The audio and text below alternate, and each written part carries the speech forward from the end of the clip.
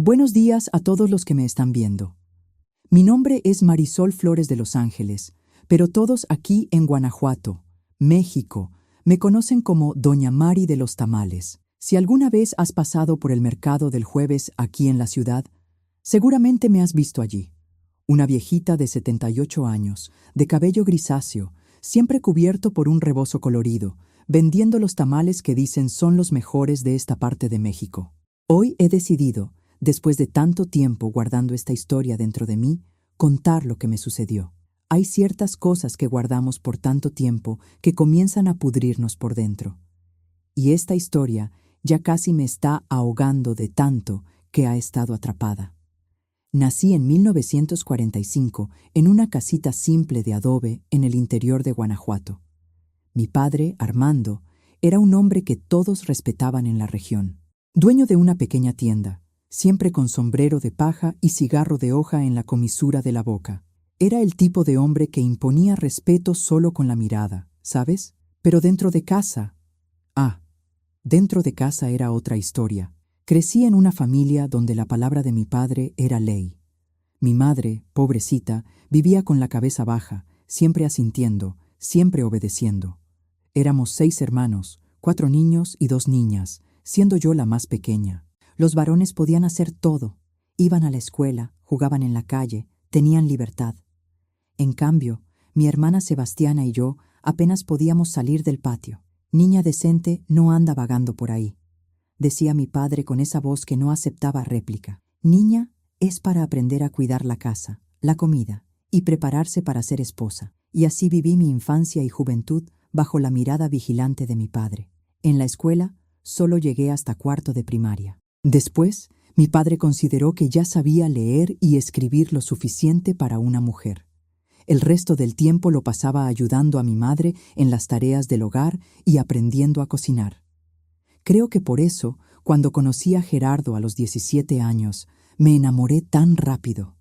Él apareció como una posibilidad de escape de aquella prisión que era la casa de mi padre. Gerardo tenía 25 años, trabajaba como conductor de camión y acababa de mudarse a nuestra ciudad. Era un hombre guapo, de sonrisa fácil, que sabía conversar como nadie. Nos conocimos en una kermés de la iglesia. Recuerdo que estaba ayudando a servir los antojitos cuando él se acercó al puesto. Me miró directamente a los ojos y dijo: «La comida debe estar tan bonita como la cocinera». Me puse roja como un tomate, pero sentí algo diferente ese día, un cosquilleo en el estómago que nunca había sentido antes. Después de ese día, Gerardo comenzó a aparecer en la tienda de mi padre con frecuencia. Compraba cosas que ni siquiera necesitaba solo para verme, creo. Mi padre pronto notó sus intenciones, pero no puso objeción cuando Gerardo pidió permiso para cortejarme. De hecho, creo que mi padre hasta se sintió aliviado. Una hija casada era una boca menos que alimentar. El noviazgo fue corto, siempre vigilado. Nunca estábamos solos, o mi madre, o mi hermana, o uno de mis hermanos siempre estaba cerca. Aún así, en esos pocos momentos juntos, Gerardo me hizo soñar con una vida diferente. Me contaba de las ciudades que visitaba con su camión. Me prometía que un día me llevaría a conocer el mar. Marisol, me decía, mereces más que esta vidita aquí. Conmigo conocerás el mundo. Y yo le creía. Creía con toda la fuerza de mi corazón, joven e inexperto. Nuestro compromiso se anunció después de 6 meses de noviazgo. Gerardo dio un adelanto para una casita sencilla en el pueblo vecino, donde viviríamos después de casados. Comenzó a comprar muebles poco a poco, siempre mostrándome fotos, incluyéndome en las decisiones. Por primera vez en mi vida me sentía respetada, valorada. La boda se fijó para junio de 1963. Acababa de cumplir 18 años. En los meses previos apenas dormía de tanta ansiedad. Finalmente iba a salir de la casa de mi padre. Finalmente iba a ser dueña de mi propia vida. Finalmente iba a poder respirar sin esa sensación de ahogo. Si te está gustando mi historia, aprovecha para suscribirte al canal, dejar tu like y comentar aquí abajo desde qué ciudad me estás viendo. Una vieja curiosa como yo se alegra al saber hasta dónde puede llegar mi voz en este tal internet. Y hay sorteo en marcha. Quien comente y siga el canal puede ganar un kit de mis tamales que envío a todos los rincones de México. Pero volvamos a la historia, que esto apenas empieza a calentarse. Desafortunadamente, en la víspera de la boda, hubo una pequeña celebración en mi casa. Nada muy elaborado. Éramos pobres, después de todo. Solo una cena con la familia más cercana y algunos vecinos. Gerardo no pudo asistir porque había ido a buscar el traje prestado de un primo en el pueblo vecino. Volvería solo la mañana siguiente, a tiempo para la ceremonia en la iglesia a las 10. La casa estaba llena aquella noche. Mis tías ayudaban en los últimos preparativos, cosiendo detalles en mi vestido simple, pero el más bonito que nuestra condición permitía. Mi madre cocinaba sin parar desde temprano, y el olor a comida buena invadía todas las habitaciones. Mis hermanos iban y venían trayendo sillas prestadas, arreglando el patio donde se serviría la comida después de la ceremonia. En medio de toda aquella agitación, mi padre estaba extrañamente callado. Sentado en la mecedora del portal, fumaba su cigarro de hoja y observaba todo con una mirada que no podía descifrar. De vez en cuando, nuestros ojos se cruzaban y sentía un escalofrío extraño. Había algo diferente en él, algo que me dejaba inquieta sin saber por qué. Cuando todos se fueron y la casa finalmente quedó en silencio, fui al pequeño cuarto que compartía con mi hermana. Sebastiana ya se había casado hacía 2 años y había venido especialmente para mi boda, así que volvería a dormir conmigo en aquella última noche. Pero ella todavía estaba en la cocina, ayudando a mi madre a guardar las últimas cosas. Estaba arreglando mi atado con la poca ropa que llevaría a mi nueva vida cuando la puerta del cuarto se abrió. Era mi padre. Cerró la puerta tras de sí y se quedó mirándome por un tiempo que pareció una eternidad. «Mañana te vas», dijo finalmente, la voz diferente de lo habitual. «Vas a ser mujer de otro hombre». «Sí, papá», respondí bajito, extrañando aquella conversación. Mi padre nunca había sido de muchas palabras, mucho menos de demostraciones de afecto o preocupación. Se acercó más, se sentó en el borde de la cama donde yo estaba doblando mis ropas, puso la mano en mi hombro de una manera que me hizo congelarme. «¿Sabes lo que ocurre entre un hombre y una mujer en la noche de bodas?», preguntó, los ojos fijos en los míos de una manera que me hizo querer desviar la mirada, pero no pude. «Sí sé, papá», tartamudeé, sintiendo mi cara arder. Mi madre me había explicado algunas cosas, y el resto lo había escuchado de las mujeres casadas cuando lavaban ropa en el río. «No, no lo sabes», dijo, la voz ahora un susurro ronco, «pero yo te voy a enseñar». Lo que sucedió en los minutos siguientes es algo que intenté borrar de mi memoria durante décadas.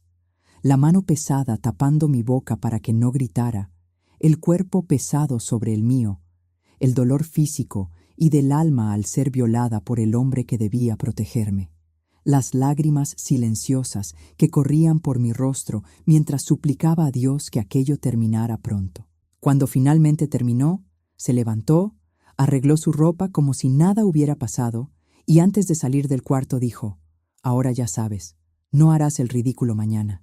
Me quedé acostada, paralizada, hasta oír a mi hermana llegar. Rápidamente me cubrí, fingí estar dormida. No podía contarle a nadie. ¿Quién me creería? Mi padre era respetado, un hombre de bien a los ojos de la comunidad. Y aunque me creyeran, ¿qué pasaría con mi boda? ¿Gerardo aún querría a una mujer usada? Pasé la noche en vela, los ojos abiertos en la oscuridad, el cuerpo doliendo, el alma en pedazos. Por la mañana me levanté automáticamente. Me bañé, me vestí, dejé que arreglaran mi cabello. Me miré en el espejo y vi a una extraña. Los ojos vacíos, la sonrisa forzada para no levantar sospechas. Caminé hasta el altar como una sonámbula. Vi a Gerardo esperándome, guapo en su traje prestado, los ojos brillando de felicidad. Vi a mi padre a mi lado conduciéndome como manda la tradición. El mismo hombre que horas antes había destruido algo dentro de mí. Dijimos los votos, intercambiamos los anillos, recibimos las bendiciones. Durante toda la ceremonia, sentí la mirada de mi padre sobre mí. Una mirada de quien sabía que había marcado su presencia de forma permanente en mi vida, incluso cuando me fuera lejos. Aquella noche, en el pequeño cuarto de nuestra nueva casa, cuando Gerardo intentó tocarme con todo el cariño y respeto, me paralicé. No pude explicar por qué. Solo lloré tanto que él se asustó, preguntando qué había pasado, si había hecho algo mal. Solo estoy nerviosa. Mentí entre sollozos. Necesito tiempo. Gerardo, siendo el buen hombre que era, respetó. Dormimos tomados de la mano aquella primera noche, y las noches siguientes también. Fue solo después de casi un mes que logré dejar que me tocara, y aún así cerraba los ojos con fuerza para no ver el rostro de mi padre superponiéndose al suyo. Nuestra vida de casados comenzó así, con ese terrible secreto entre nosotros, aunque Gerardo no lo supiera. Él viajaba mucho, a veces se quedaba semanas fuera con el camión. Yo me quedaba en casa tratando de construir alguna normalidad, tratando de olvidar. Poco a poco me fui adaptando al papel de esposa. Aprendí a sonreír cuando él llegaba, a corresponder a sus demostraciones de afecto, a fingir que todo estaba bien. Pero dentro de mí, algo se había roto para siempre aquella noche. Pensé que lo peor ya había pasado en aquella terrible noche con mi padre. Poco sabía yo que la vida aún me reservaba más dolor por delante. Después de casi 2 meses de casada, me di cuenta de que mi menstruación no venía. Al principio, pensé que eran los nervios, el cuerpo reaccionando a tantos cambios, pero cuando se completaron 3 meses de retraso, ya no había forma de negarlo. Estaba embarazada. La noticia que debería traer alegría trajo pánico. Comencé a hacer cuentas, a recordar las fechas. Gerardo y yo solo habíamos tenido relaciones después de casi un mes de casados. Antes de eso, solo había ocurrido aquella noche con mi padre. La desesperación me consumió por dentro, como fuego en paja seca. El niño que crecía en mí no era de mi marido, sino de mi propio padre. En aquella época, en 1963, no existían esos exámenes que hacen hoy para confirmar quién es el padre de un niño. No había forma de probar nada, y aunque pudiera, ¿cómo explicaría la situación? ¿Quién me creería? ¿Cómo le contaría a Gerardo? Todo lo que él sabía era que finalmente habíamos consumado nuestro matrimonio. Y, por lo que él entendía, este bebé era fruto de nuestro amor. Cuando le conté a Gerardo sobre el embarazo, casi explotó de felicidad. Me dio vueltas por la sala, hizo planes, hasta comenzó a hacer una cuna de madera los fines de semana que estaba en casa. Va a ser niño, decía convencido, fuerte como el padre y con el corazón blando de la madre. Cada palabra de alegría suya era una puñalada en mi pecho. La culpa me corroía, pero el miedo era aún mayor. Si contaba la verdad, lo perdería todo. Mi matrimonio, mi hogar, mi dignidad. En el mejor de los casos, Gerardo me echaría de casa. En el peor, podría hasta matarme en un ataque de ira. ¿Y quién lo condenaría? En aquella época, en el interior de México, lavar la honra con sangre aún era algo que muchos hombres consideraban su derecho. Entonces, hice lo que muchas mujeres antes de mí hicieron cuando se vieron acorraladas por el destino. Me tragué el llanto y seguí adelante. Fingí que todo estaba bien, que aquel embarazo era motivo solo de alegría. Acepté las felicitaciones de los vecinos, los consejos de las mujeres mayores, los regalos de las comadres. Por fuera era la imagen de la joven esposa radiante. Por dentro moría un poquito cada día. La barriga fue creciendo y con ella mi angustia. En las noches en que Gerardo estaba de viaje, lloraba hasta dormirme, abrazada a mi propia barriga, pidiendo perdón a aquella criatura inocente por toda la confusión en la que nacería. Le hablaba bajito. No es tu culpa, mi hijo, no es tu culpa. Mi madre vino a visitarme cuando estaba en el 6º mes. Trajo algunos víveres, ropita que había cosido para el bebé y las inevitables historias de la familia. Entre ellas, contó que mi padre andaba extraño, más callado de lo normal, bebiendo más de lo acostumbrado, a veces desapareciendo por días. Creo que te extraña, hija, dijo ella inocente. Siempre estuvo muy apegado a ti, aunque no lo demostrara. Necesité de todo mi autocontrol para no vomitar allí mismo. La simple mención de mi padre me causaba náuseas peores que las del embarazo. Cambié de tema rápidamente, preguntando por mis hermanos, por las novedades de la ciudad, cualquier cosa que lo alejara de mis pensamientos. Antes de irse, mi madre sostuvo mis manos y dijo, mirándome a los ojos, «Tu padre quiere venir a conocer al nieto cuando nazca. Nunca lo dice, pero sé que está orgulloso. Sentí que la sangre se me helaba en las venas. No, mamá, respondí firme. Quizás demasiado firme. Prefiero esperar a que el bebé crezca un poco. Un recién nacido es muy frágil para un viaje hasta aquí. Era una excusa débil, pero fue la única que pude inventar en ese momento. La verdad es que la idea de mi padre cerca de mi hijo, de su hijo, me causaba un pavor indescriptible. No permitiría que se acercara al niño, aunque para eso tuviera que huir hasta el fin del mundo. Sofía nació en una madrugada lluviosa de marzo de 1964. Fue un parto difícil, largo, 20 horas de dolor que parecían no tener fin. Gerardo estaba en la carretera. No logró llegar a tiempo. Fue la vecina, doña Silda, partera experimentada, quien me ayudó a traer a aquella criatura al mundo. Cuando finalmente escuché el llanto y doña Silda puso al bebé en mis brazos, toda ensangrentada y perfecta, algo extraño ocurrió dentro de mí. Esperaba sentir rechazo, asco, incluso por aquella niña que llevaba la sangre de mi verdugo. Pero lo que sentí fue un amor tan grande, tan avasallador, que apenas cabía en el pecho. Miré aquel rostro rojo y arrugado y vi solo a mi hija. No la hija de mi padre, no la prueba de mi tormento, solo mi hija, sangre de mi sangre. Es una niña linda y fuerte, dijo doña Silda, limpiando el sudor de mi frente. ¿Cómo la vas a llamar? Sofía, respondí sin dudar. Era el nombre de mi abuela materna, la única persona que me había dado cariño verdadero en la infancia. Sofía significaba sabiduría. Y yo rezaba para que mi hija tuviera la sabiduría de superar el peso de la sangre que llevaba, aunque nunca lo supiera. Gerardo llegó 2 días después, exhausto del viaje que había interrumpido al saber del nacimiento. Entró en el cuarto donde yo amamantaba a Sofía. Con los ojos desorbitados de emoción, se acercó despacio, como si temiera romper aquella escena, y miró a su hija con tanto amor que mi corazón se apretó de culpa. «Es perfecta», susurró, tocando con el dedo la manita minúscula de Sofía. «Igualita a ti, Marisol». Agradecía a Dios en aquel momento que Sofía no se pareciera en nada a mi padre. Tenía mis rasgos, mis ojos, mi nariz. Nada en ella denunciaba su verdadero origen. Era un pequeño milagro en medio de la pesadilla que vivía. Los primeros meses con Sofía fueron de adaptación. Gerardo consiguió reducir los viajes por un tiempo, quedándose más en casa para ayudarme. Era un padre dedicado. Cambiaba pañales sin quejarse. Se levantaba de madrugada cuando la bebé lloraba. Cantaba nanas con su voz desafinada, pero llena de amor.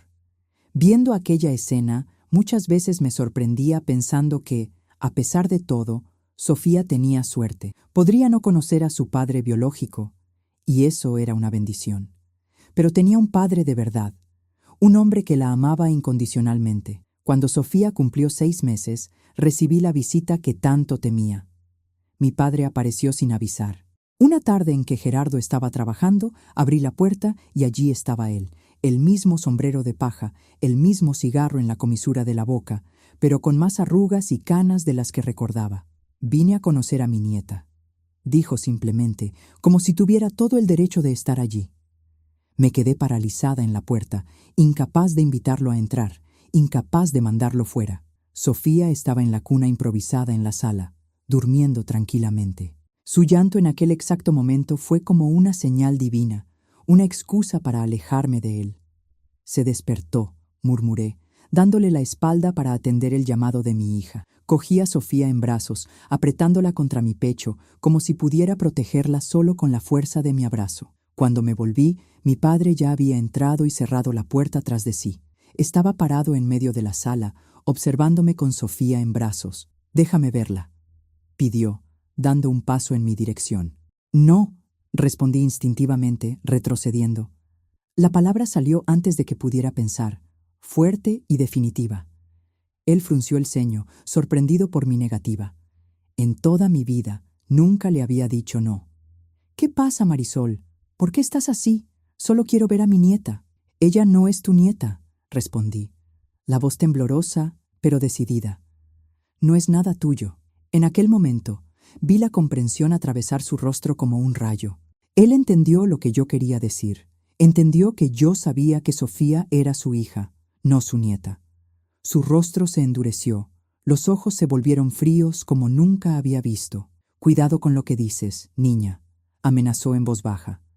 «Algunas cosas es mejor dejarlas enterradas. Vete», pedí, sintiendo que las piernas me flaqueaban, pero manteniéndome firme. «Vete y no vuelvas más. No te quiero cerca de mi hija, nunca más». Él me miró fijamente por un largo momento, como evaluando si valía la pena insistir o no. Finalmente se colocó el sombrero de nuevo en la cabeza y se dirigió a la puerta. Antes de salir, se volvió una última vez. «Debes obediencia a tu padre, Marisol, siempre. No lo olvides». Después de que salió, caí sentada en el suelo, todavía abrazada a Sofía, y lloré como nunca había llorado antes. Lloré de miedo, de rabia, de alivio momentáneo. Sabía que él no se rendiría fácilmente. Hombres como mi padre no aceptan un no de una mujer, mucho menos de una hija. Cuando Gerardo llegó por la noche, notó enseguida que algo andaba mal. Yo estaba pálida, inquieta, mirando constantemente por la ventana. «¿Qué pasa, Mari?», preguntó preocupado. «Parece que viste un fantasma». Casi le conté todo en aquel momento. Casi abrí mi corazón y derramé todo aquel veneno que me corroía por dentro. Pero el miedo fue más fuerte. Miedo de perder a Gerardo. Miedo de perder a Sofía. Miedo de destruir la familia que estábamos construyendo. «No es nada», mentí. «Solo estoy cansada». Aquella noche no logré dormir. Cada ruido me hacía sobresaltar, imaginando a mi padre invadiendo nuestra casa. En los días siguientes vivía en constante estado de alerta. No dejaba a Sofía sola ni por un minuto. La llevaba conmigo incluso para ir al patio a tender la ropa. Gerardo notaba mi comportamiento extraño, pero lo atribuía al cansancio de cuidar a una bebé pequeña. «Necesitas descansar más», decía siempre. «Déjame que yo me quedo con Sofía cuando estoy en casa». Y así fueron pasando los meses. Sofía crecía fuerte y sana, ajena al tormento de su madre. Comenzó a gatear, luego a dar los primeros pasos, a balbucear las primeras palabras. «Papá» fue una de las primeras, y cómo dolía y aliviaba al mismo tiempo oírla llamar así a Gerardo.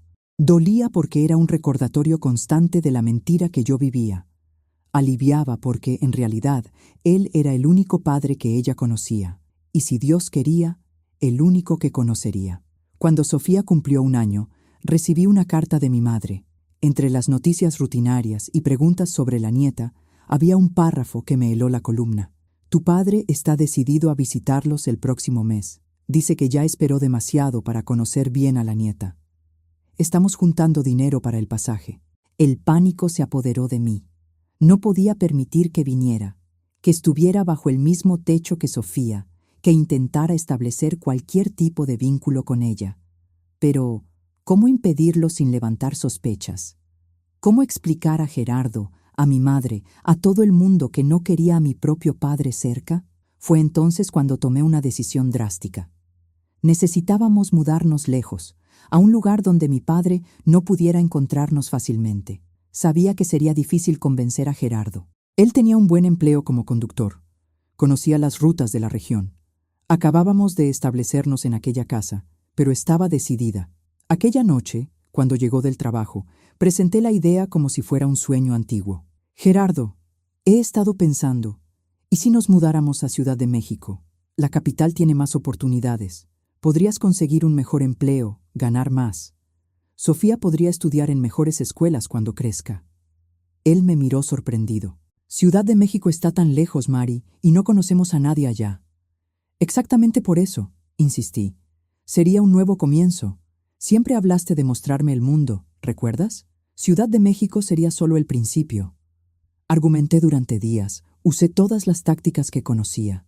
Hablé de las oportunidades, de los mejores salarios, del futuro de Sofía. No mencioné a mi padre, no mencioné el miedo, no di ningún indicio del verdadero motivo detrás de aquella súbita voluntad de cambiar. Finalmente, después de mucha insistencia, Gerardo accedió. «Está bien», dijo rindiéndose. «Vamos a intentarlo. Si no funciona, siempre podemos volver». Escribí a mi madre al día siguiente, informando de la mudanza repentina. Dije que Gerardo había conseguido una propuesta de empleo irrechazable en Ciudad de México y necesitábamos mudarnos inmediatamente. Pedí que avisara a mi padre que, desafortunadamente, la visita tendría que ser pospuesta, indefinidamente. Vendimos lo poco que teníamos, juntamos nuestros ahorros y en menos de un mes estábamos en un autobús rumbo a Ciudad de México. Sofía, con poco más de un año, dormía en mi regazo, ajena a la fuga desesperada que emprendíamos.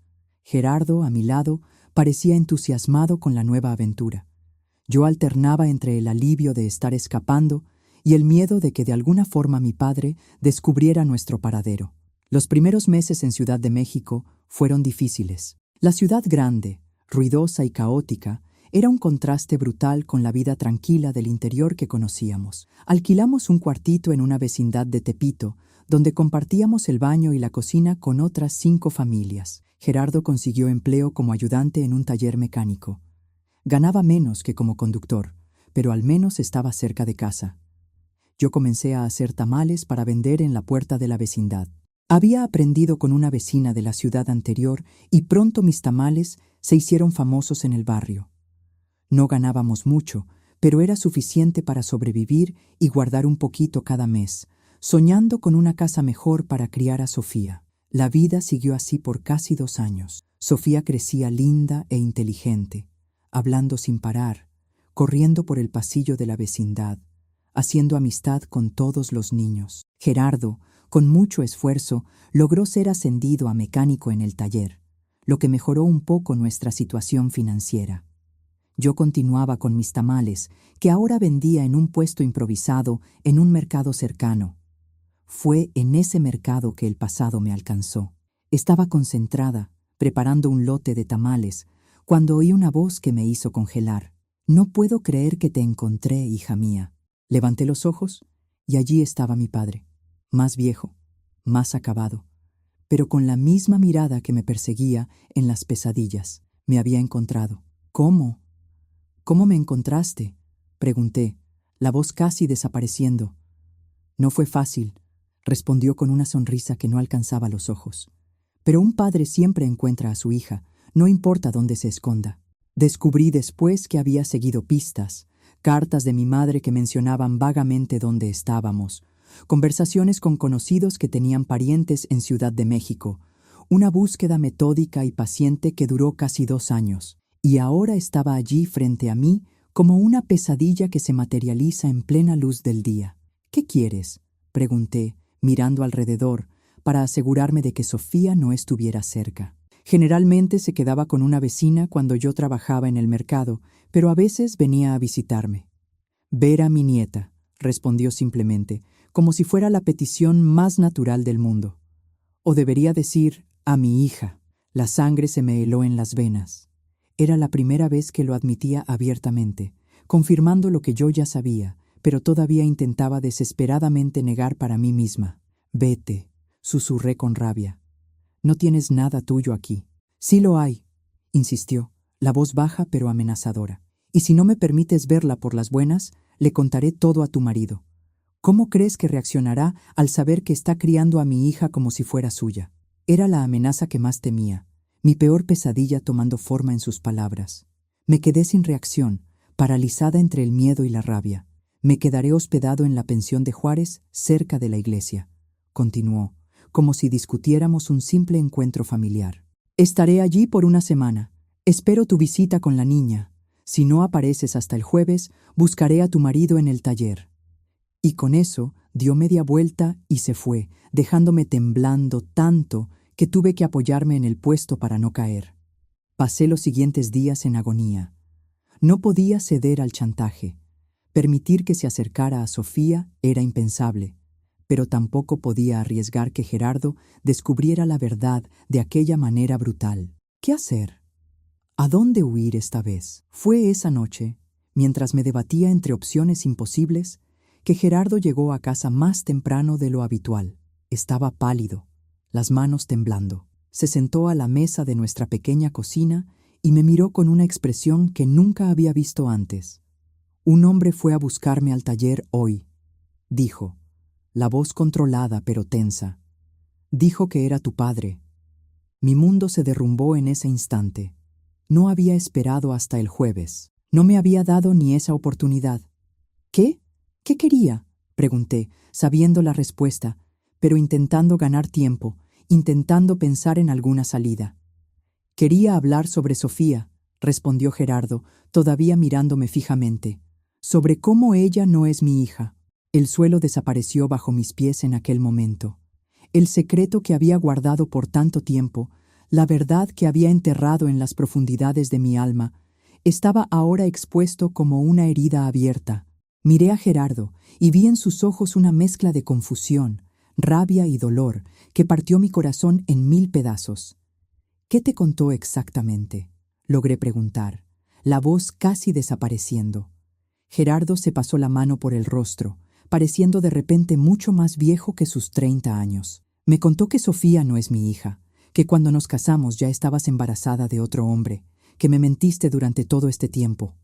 Golpeó la mesa con fuerza, haciendo que el plato que estaba allí saltara. ¿Es verdad, Marisol? Dime que no es verdad. En aquel momento podría haber inventado cualquier historia. Podría haber dicho que mi padre estaba loco, que estaba tratando de separarnos por algún motivo oscuro, que era todo mentira. Pero mirando al hombre que había sido mi puerto seguro durante todos aquellos años, que había amado a Sofía como a su propia hija, que me había dado una vida que nunca soñé que podría tener, no pude continuar con la mentira. Es verdad, susurré, las lágrimas corriendo por el rostro. Sofía no es tu hija biológica, pero tú eres el único padre que ella conoce, el único padre que ella ama. Su rostro se contorsionó en una expresión de dolor tan profunda que sentí como si le hubiera clavado un cuchillo en el pecho. Se levantó bruscamente, la silla cayendo al suelo con el movimiento. ¿Cómo pudiste?, gritó, olvidando por un momento que Sofía dormía en el cuarto de al lado. ¿Cómo pudiste mentirme durante todos estos años? Hacerme creer que esa niña era mía, hacerme amarla como... Su voz falló. Por más rabia que sintiera hacia mí en aquel momento, el amor por Sofía era real. No podía ser deshecho con una revelación, por más dolorosa que fuera. ¿Quién es el padre?, preguntó después de un largo silencio, la voz ahora más baja, contenida. ¿Es alguien de nuestro pueblo?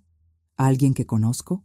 Esa era la pregunta que más temía, la pregunta que no podía responder sin destruir completamente nuestra familia, sin manchar para siempre la imagen de Sofía.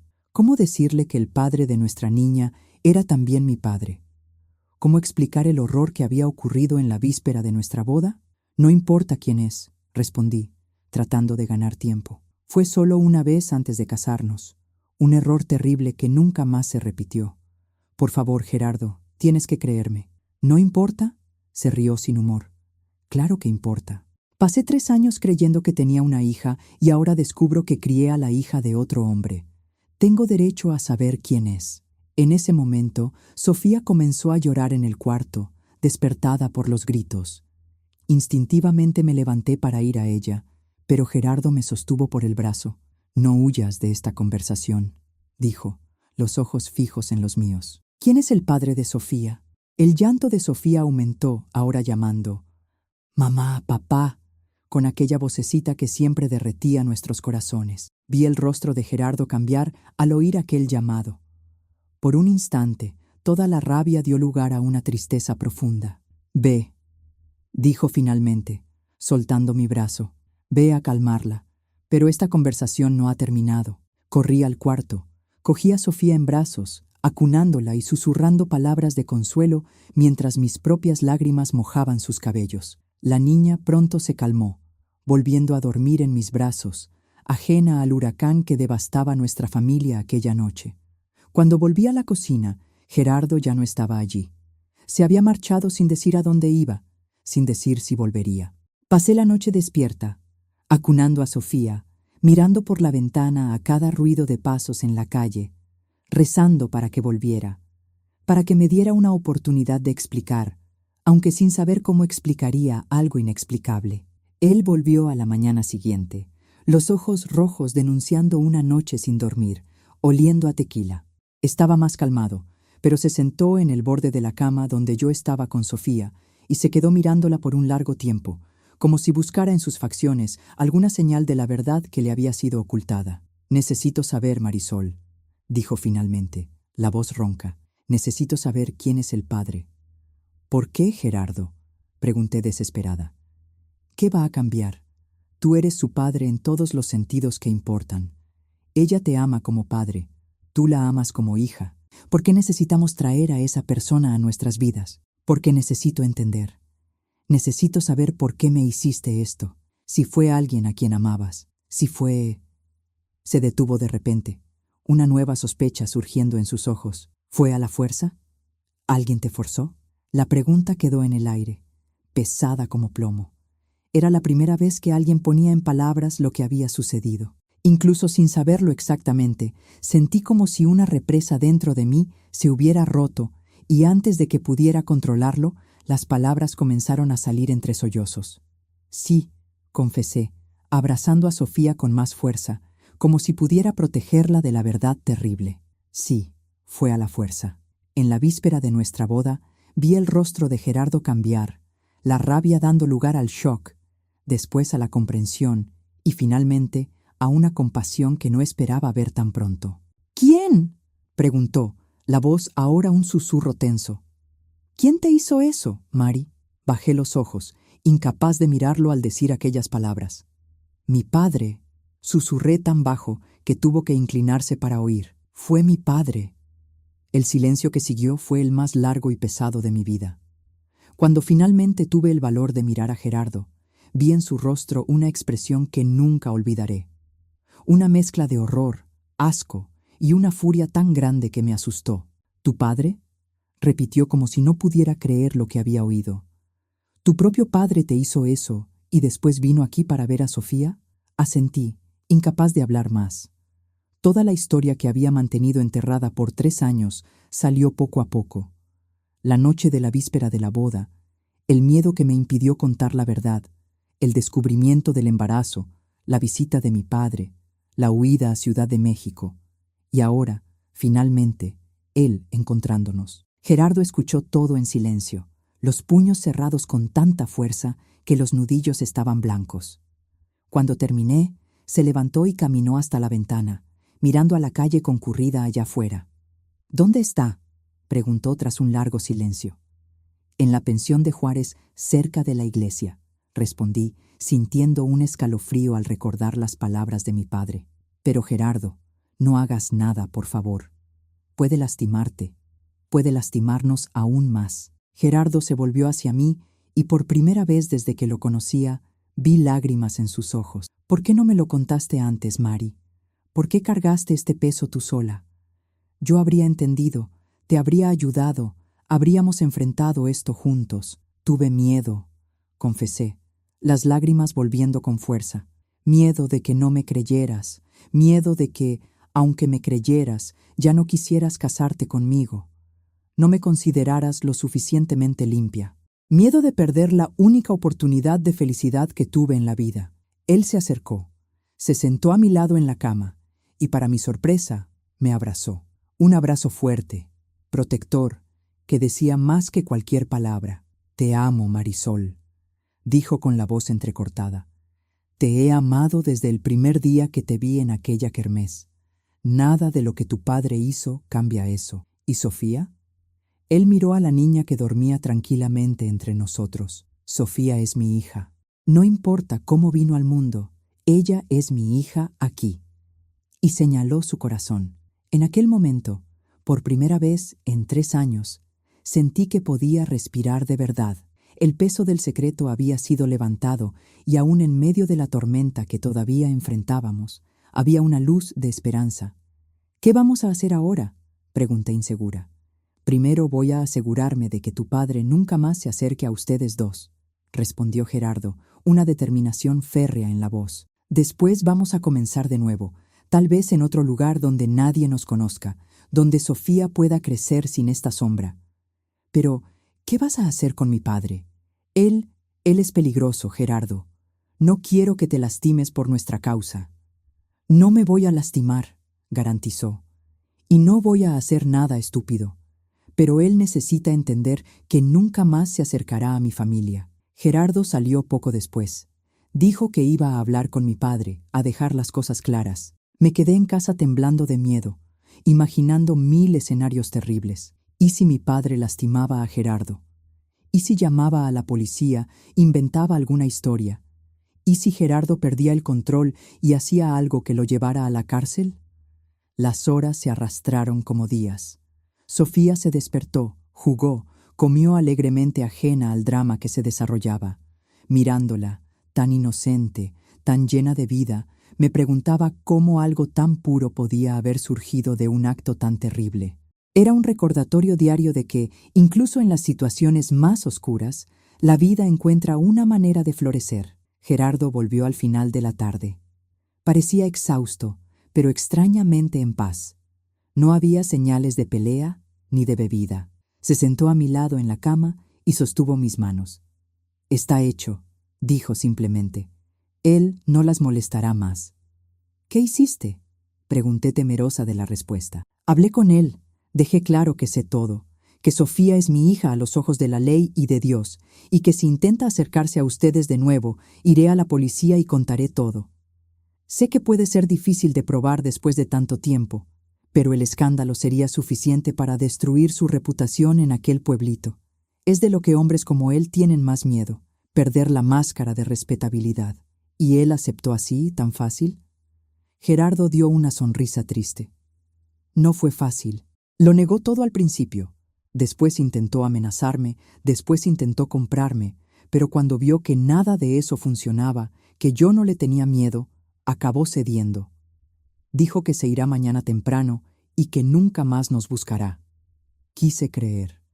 Desesperadamente quise creer que sería tan simple, pero conocía a mi padre demasiado bien para pensar que se rendiría tan fácilmente. «No confío en él, Gerardo.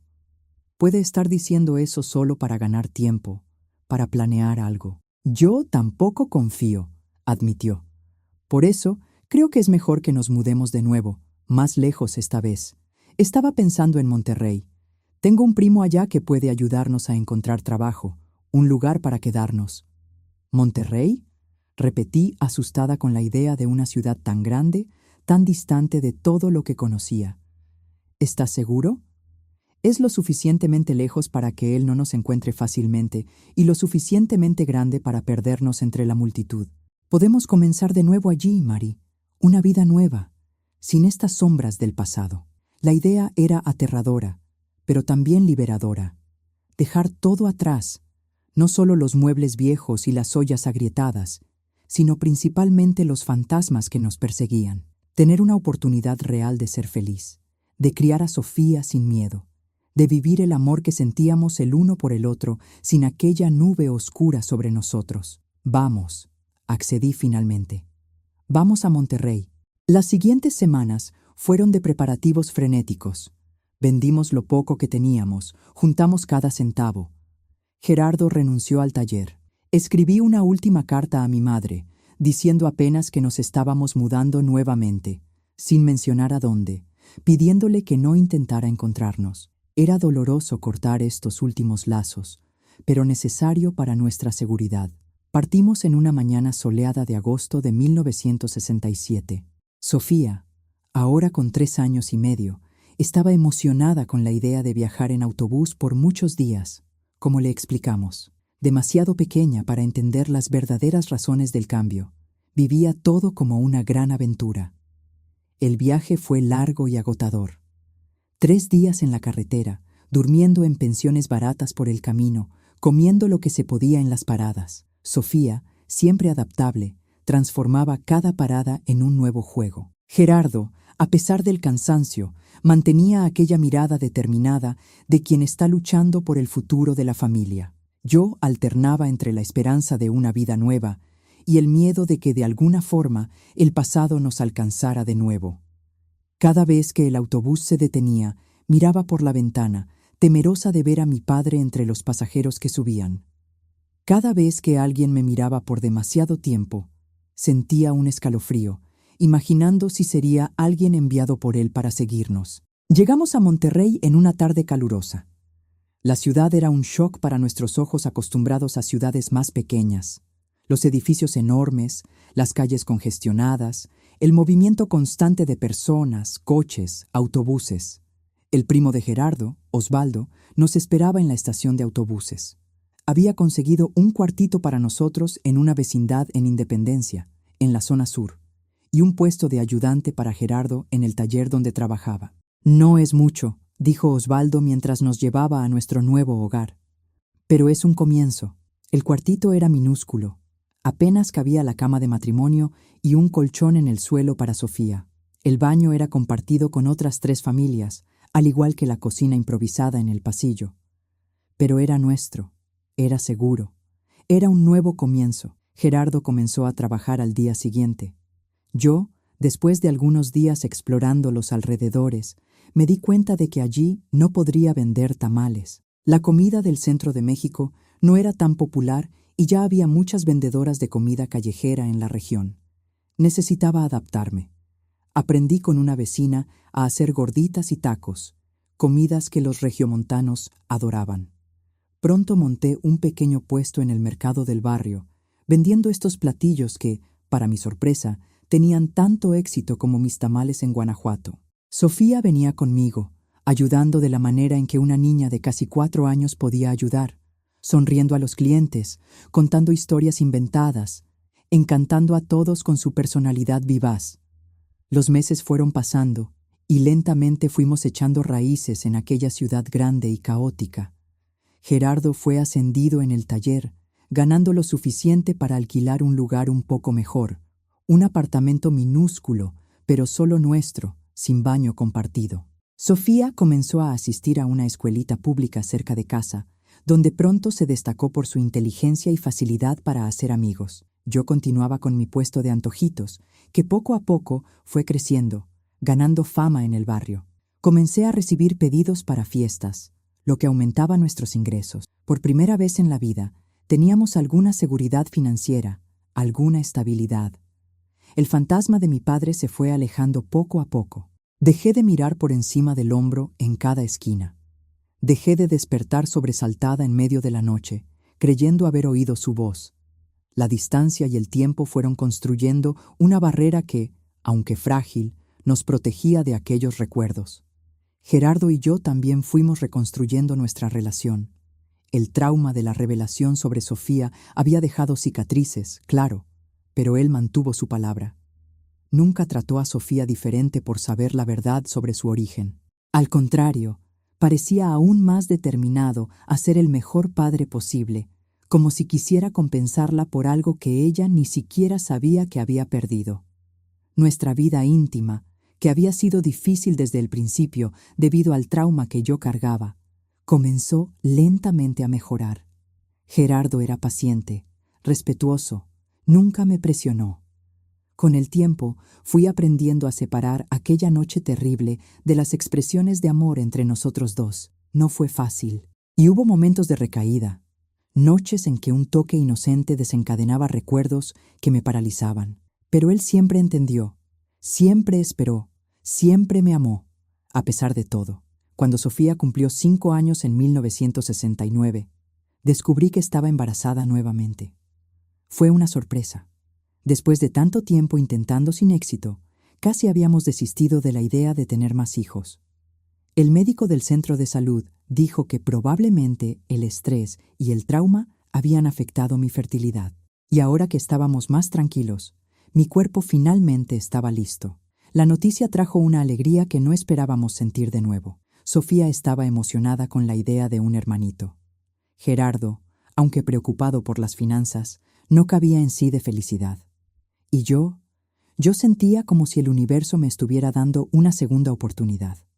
Un embarazo planeado, deseado, fruto de amor verdadero. En los meses que siguieron, nuestra pequeña familia vivió una paz que nunca habíamos experimentado antes. Gerardo trabajaba duro. Yo mantenía mi puesto incluso con la barriga creciendo. Sofía iba bien en la escuela y hablaba sin parar sobre el bebé que estaba llegando. Era como si finalmente hubiéramos dejado atrás aquella sombra oscura que nos perseguía, hasta que en el 7º mes de embarazo recibimos una carta que lo cambió todo nuevamente.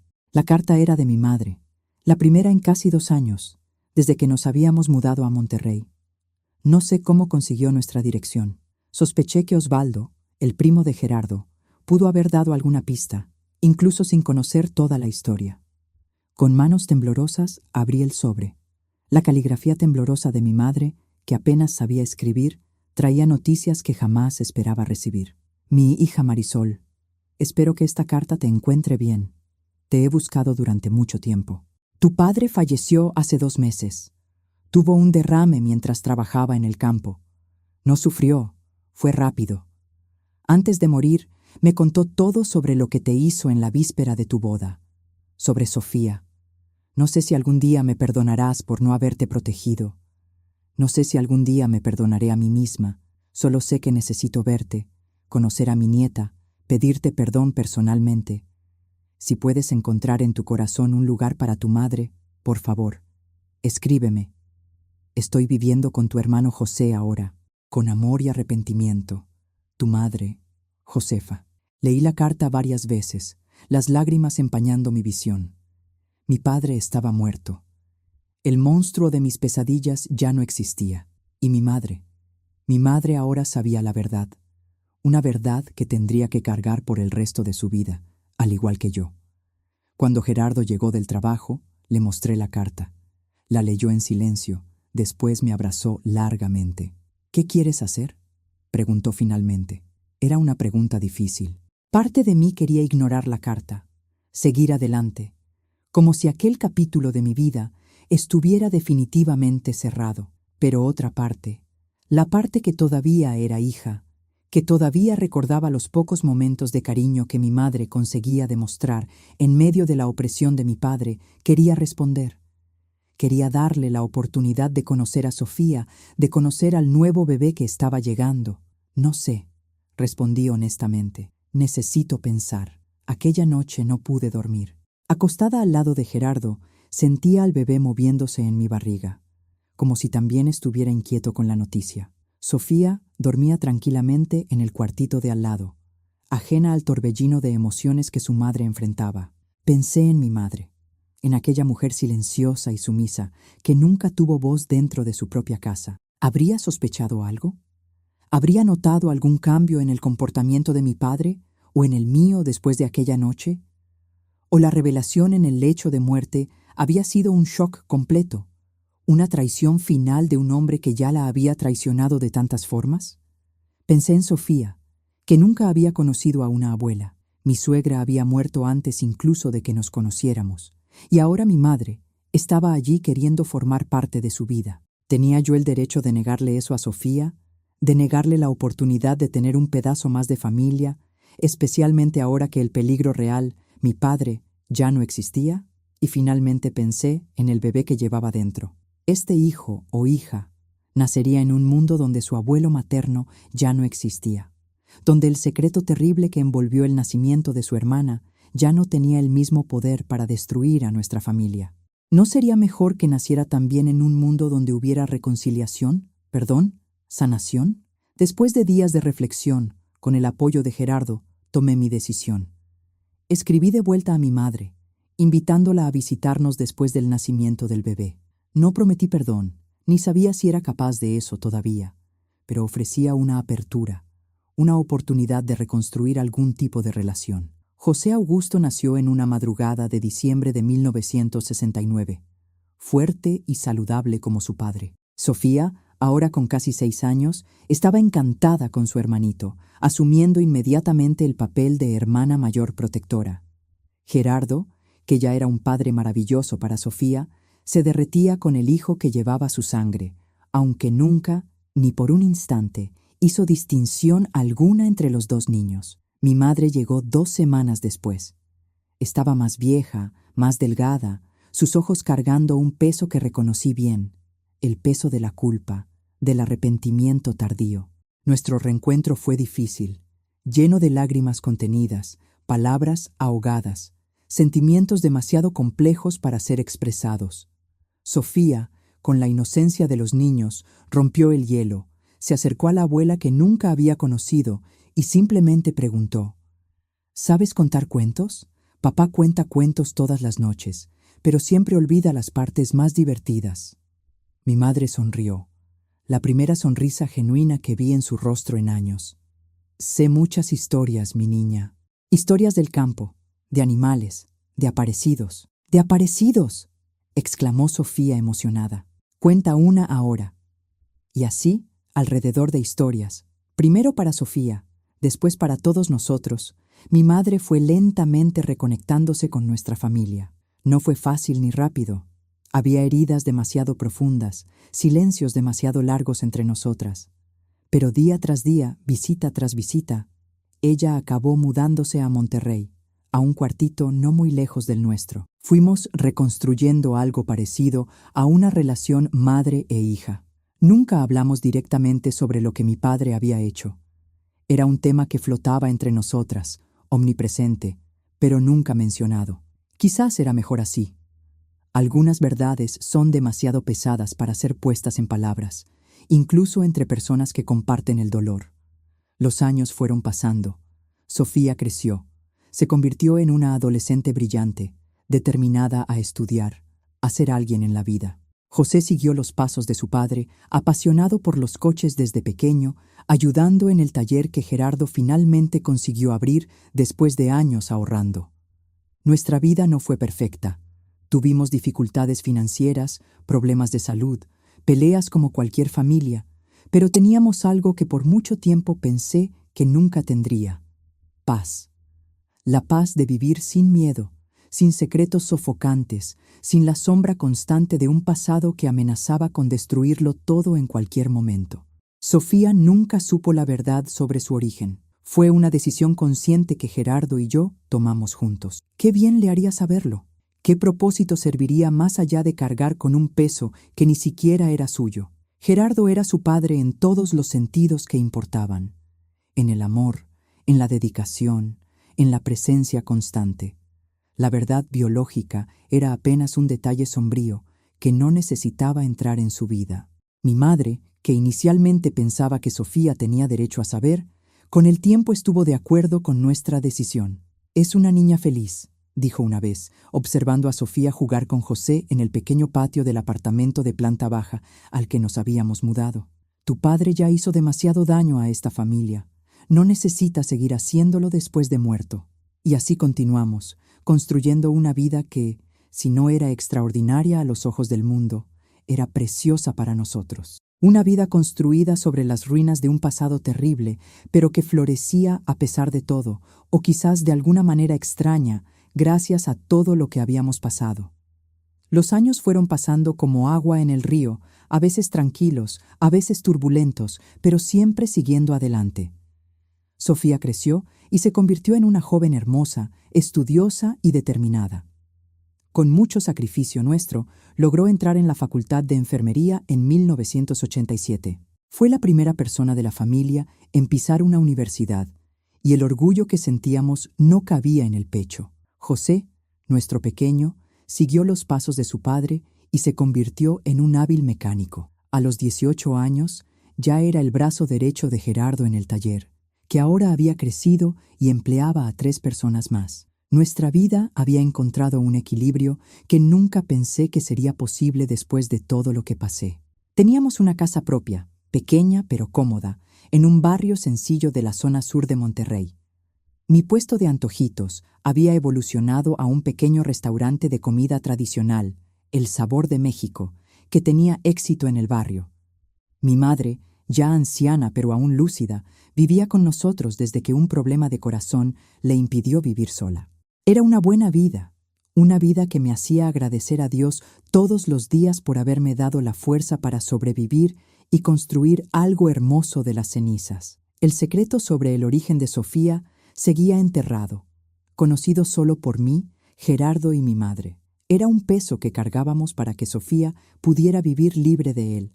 O eso pensábamos. Fue en una noche de septiembre de 1991, cuando nuestro mundo cuidadosamente construido comenzó a desmoronarse. Sofía, entonces con 25 años, había terminado la universidad y trabajaba como enfermera en un hospital público. Estaba comprometida con Lucas, un médico que conoció durante las prácticas. Era un buen muchacho, de familia sencilla como la nuestra, que la trataba con respeto y cariño.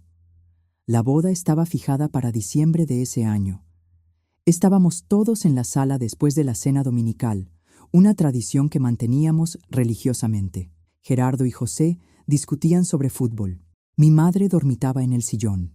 Yo arreglaba algunos detalles del vestido de novia que estábamos haciendo para ahorrar. Sofía estaba callada, jugando con su anillo de compromiso, con una mirada distante que no combinaba con su personalidad siempre vivaz. ¿Todo bien, hija?, pregunté, notando su inquietud.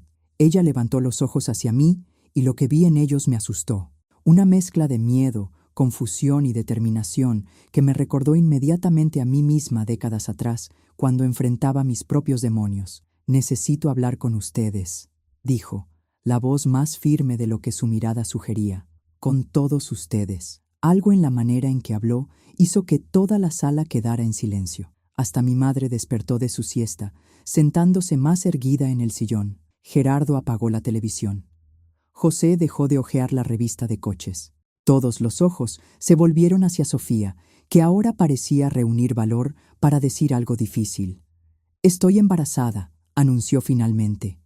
Hubo un momento de perplejidad, seguido de exclamaciones de alegría.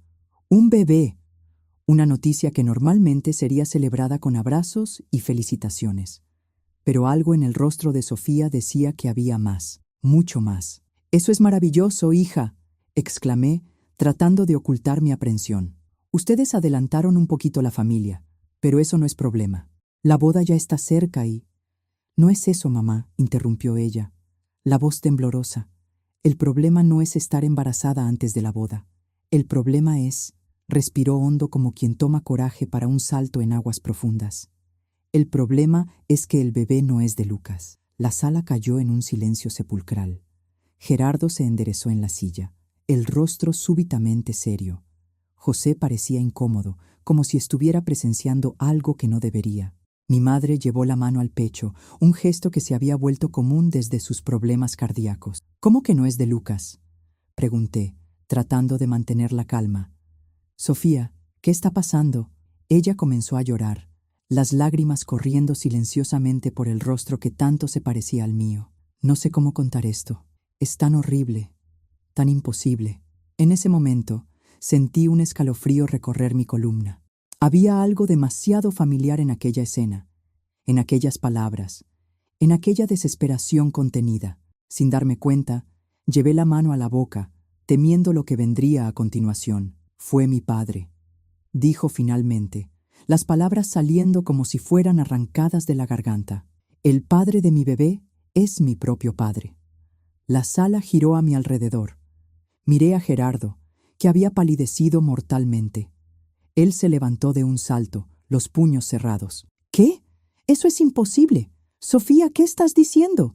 Yo nunca, jamás...». «No, tú no, papá», interrumpió Sofía, la voz ahora extrañamente calmada en medio del caos. «Mi padre biológico». El tiempo pareció congelarse. Sentí como si el suelo hubiera desaparecido bajo mis pies, como si estuviera cayendo en un abismo sin fin. ¿Cómo sabía ella? ¿Quién le había contado? Y más importante, ¿cómo su padre biológico, muerto hacía más de 20 años, podría ser el padre del bebé que esperaba? «¿De qué estás hablando, mana?», preguntó José completamente confundido. «Nuestro padre es Gerardo. Siempre lo ha sido». Sofía sacudió la cabeza, secándose las lágrimas con el dorso de la mano. «No para mí. Descubrí hace unos meses que Gerardo no es mi padre biológico». Miré a mi madre, que parecía a punto de desmayarse. ¿Habría sido ella? ¿Le habría contado a Sofía después de todos estos años guardando el secreto? «¿Cómo?», comencé, pero mi voz falló. Tragué saliva e intenté de nuevo. «¿Cómo descubriste eso, hija?». «Encontré unas cartas antiguas», respondió Sofía. «Cartas de la abuela para ti, mamá. Estaba buscando la receta de aquel pastel de elote en tu habitación y encontré una caja debajo de la cama. No quería husmear, lo juro, pero vi mi nombre en una de las cartas y seguí leyendo». Mi madre había escrito varias a lo largo de los años y, en algunas, mencionaba vagamente el secreto sobre Sofía, nunca explícitamente. Siempre tuvimos miedo de que las cartas cayeran en manos equivocadas, pero con referencias que alguien determinado podría juntar como piezas de un rompecabezas. Entonces comencé a investigar, continuó Sofía. Fui hasta nuestro pueblo natal en Guanajuato. Dije que era un viaje de trabajo, ¿recuerdas? Encontré personas que conocieron a nuestra familia. Hice preguntas. Junté pedazos de la historia. Sofía, Gerardo intentó intervenir, pero ella levantó la mano pidiendo silencio. Y entonces lo encontré, dijo, la voz casi desapareciendo. Encontré a mi padre biológico. Imposible, susurré, sintiendo la sangre helarse en mis venas. Está muerto. Murió hace más de 20 años. Sofía me miró con una mezcla de confusión e incredulidad. ¿Muerto? No, mamá. Está vivo. Vive en Guadalajara ahora. Fue allí donde lo encontré. La sala comenzó a girar de nuevo. Sentí a Gerardo sostener mi brazo, apoyándome antes de que cayera. ¿Quién? Pregunté, la voz casi inaudible. ¿A quién encontraste, Sofía? A Armando Álvarez, respondió ella. Mi abuelo, o mejor dicho, mi padre. Mi padre vivo en Guadalajara. Las palabras no tenían sentido. No podían tener sentido. Yo había recibido la noticia de su muerte. Mi madre lo había confirmado. Era imposible que... Miré a mi madre, que ahora lloraba silenciosamente en el sillón, el rostro enterrado en las manos, y supe en ese instante que había sido engañada, que la muerte de mi padre había sido una mentira piadosa contada por mi madre para darme paz, para protegernos. Mamá, llamé, la voz temblorosa de emoción contenida. ¿Es verdad? ¿Está vivo? Ella levantó el rostro, los ojos rojos, las manos temblando. Perdóname, hija mía, susurró. Pensé que sería mejor así. Él había desaparecido. Nadie sabía dónde estaba. Cuando vine a Monterrey, pensé que estarían más seguras si creían que estaba muerto. La traición me golpeó como un puñetazo en el estómago. Tantos años viviendo con esa mentira, creyendo que el monstruo de mis pesadillas ya no podía alcanzarme, cuando en realidad estaba por ahí, vivo, y ahora había encontrado a Sofía. ¿Qué te hizo? Pregunté a Sofía, temiendo la respuesta, pero necesitando saberlo. ¿Te lastimó? Sofía bajó los ojos, incapaz de mirarme. No fue así al principio, dijo en voz baja. Se presentó como un pariente lejano que me había conocido cuando era bebé. Fue amable, contó historias de la familia, me compró regalos, dijo que tenía información sobre mi padre biológico, pero que necesitaba tiempo para contarme todo. Mi estómago se revolvió. Conocía bien aquella táctica, la amabilidad calculada, la manipulación sutil, la creación de confianza para después. Nos encontramos varias veces, continuó Sofía. Él siempre tenía una nueva historia, un nuevo detalle, pero nunca me decía quién era mi padre, hasta que un día, después de algunas copas, se detuvo, incapaz de continuar. No necesitaba hacerlo.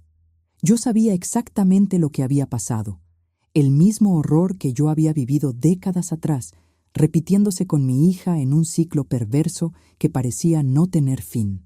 Solo después, retomó Sofía, la voz ahora casi un susurro. Solo después me contó la verdad, que él era mi padre biológico, que había estado contigo antes de tu matrimonio. La mentira final, la manipulación suprema. No solo había abusado de ella, sino que había distorsionado la verdad para parecer menos monstruoso, para hacer que Sofía creyera que había sido una aventura, no una violación. Y ahora ella llevaba un hijo de él, así como yo la había llevado a ella. Gerardo, que había permanecido en silencio, absorbiendo todo con un horror creciente, finalmente habló. Su voz era diferente, más grave, más dura de lo que jamás había escuchado. ¿Dónde está ahora?, preguntó, los puños todavía cerrados con tanta fuerza que los nudillos estaban blancos. En un hotel en el centro, respondió Sofía. Él me siguió hasta Monterrey. Dice que quiere formar parte de la vida del bebé. No, dijo Gerardo, la palabra saliendo como un gruñido. No va a suceder nunca. Sofía comenzó a llorar de nuevo, el cuerpo sacudiéndose con sollozos. No sé qué hacer. Lucas no sabe nada de esto. ¿Cómo voy a contárselo? ¿Cómo puedo explicar que el bebé que estoy esperando es de mi propio...? De mi propio... No pudo terminar la frase. José, que había permanecido en shock hasta ese momento, se acercó a su hermana y la abrazó torpemente, sin entender completamente lo que estaba sucediendo, pero sintiendo su dolor. Sofía, llamé, forzándome a mantener la calma, a pesar del torbellino de emociones dentro de mí. Hija mía, mírame. Ella levantó los ojos enrojecidos de tanto llorar. Hay algo que necesitas saber, continué, sintiendo que era la hora, finalmente, de contar toda la verdad, algo sobre tu nacimiento, sobre tu padre biológico.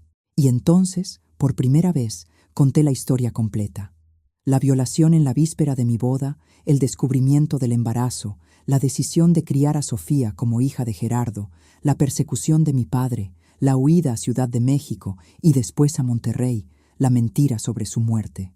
Conté todo sin ahorrar detalles, mientras las lágrimas corrían por mi rostro y por el de todos en la sala.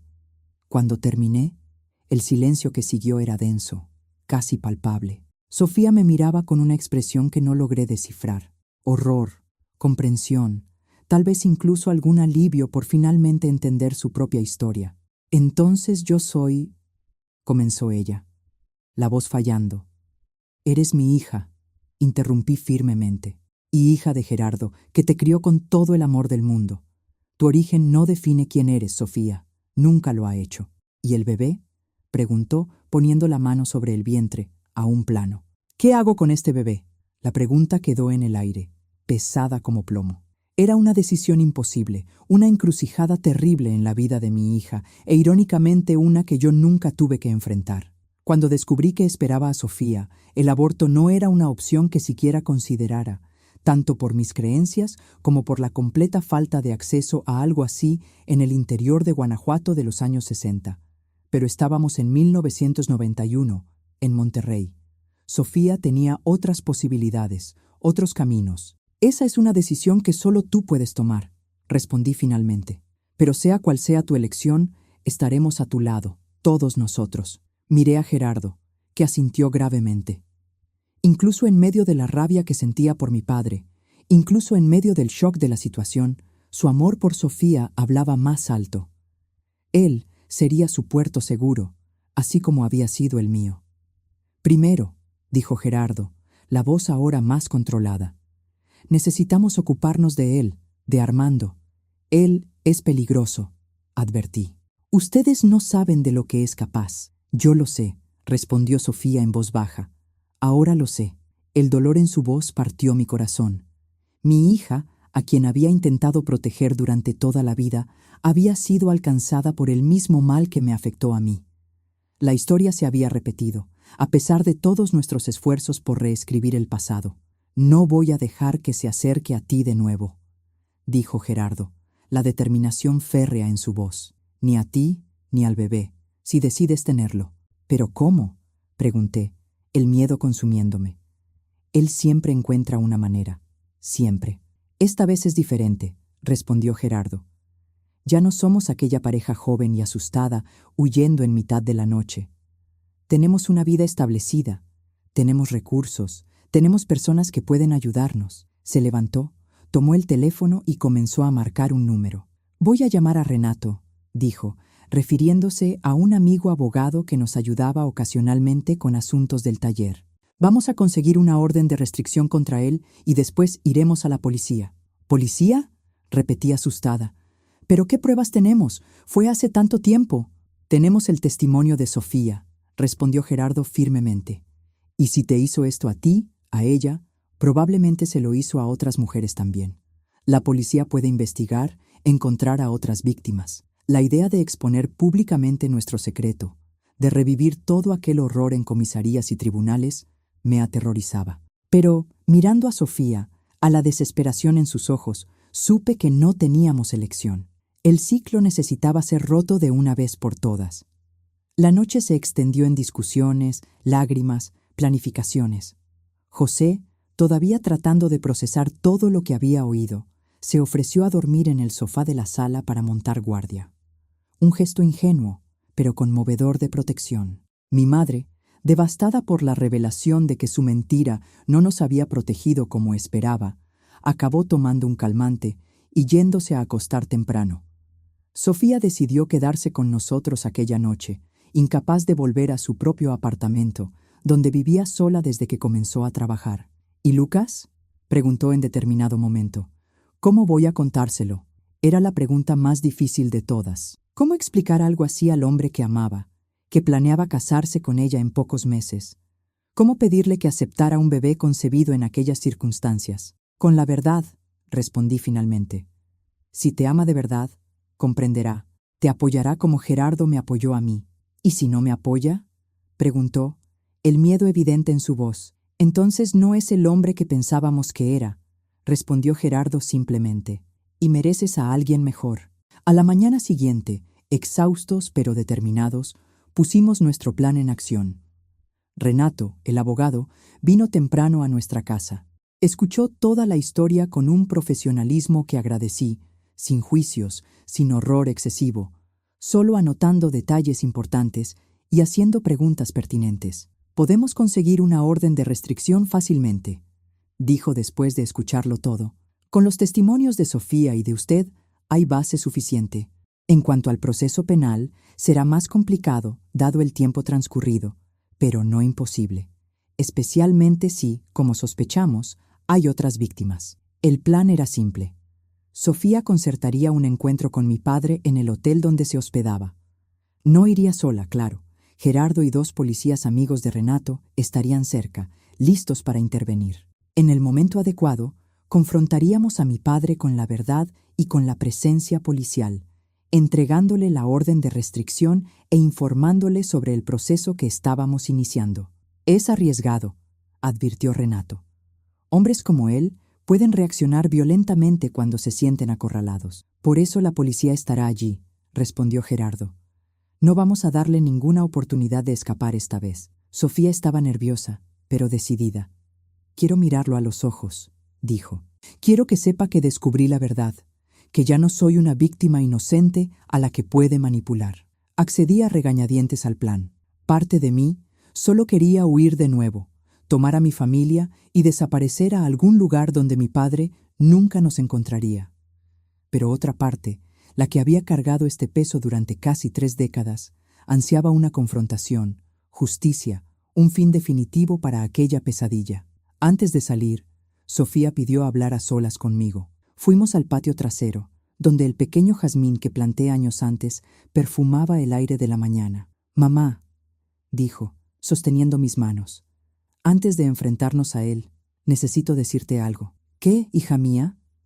«Decidí quedarme con el bebé», dijo ella, la voz firme, a pesar de las lágrimas en los ojos. «Sé que puede parecer una locura, pero recordé lo que me contaste, de cómo me amaste desde el primer momento.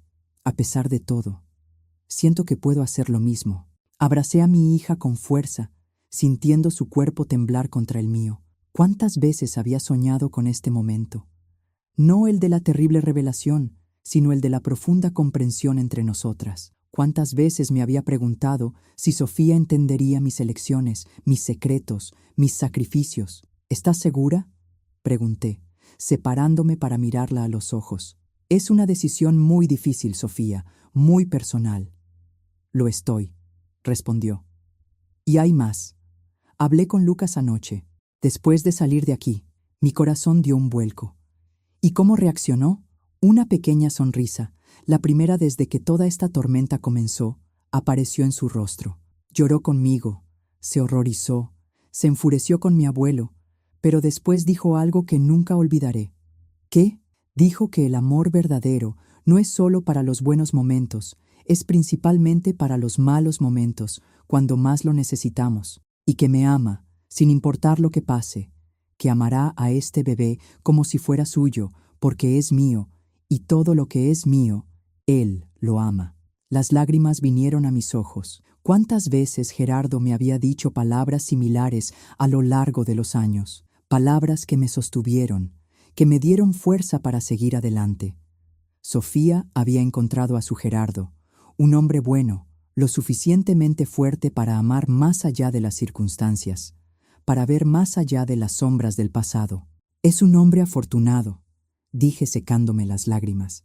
Tenerte es la mayor bendición de su vida, aunque todavía no lo sepa. Sofía sonrió de nuevo. Una sonrisa triste, pero determinada. Él dijo lo mismo sobre ti y papá, sobre ti y Gerardo. Dijo que son un ejemplo para él de cómo el amor puede superar cualquier cosa. Abracé a mi hija nuevamente, sintiendo una extraña paz en medio del caos. Tal vez eso era lo que llamaban redención.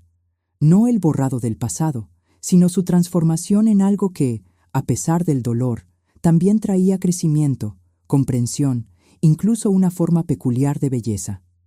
¿Estamos listos?, Gerardo llamó desde la puerta trasera, interrumpiendo nuestro momento. Sofía se secó las lágrimas, enderezó los hombros y asintió. «Lo estamos», respondió, la voz más fuerte de lo que había estado en días. «Vamos a terminar con esto de una vez por todas». Y así partimos hacia la confrontación que definiría no solo nuestro futuro, sino que también liberaría finalmente nuestro pasado.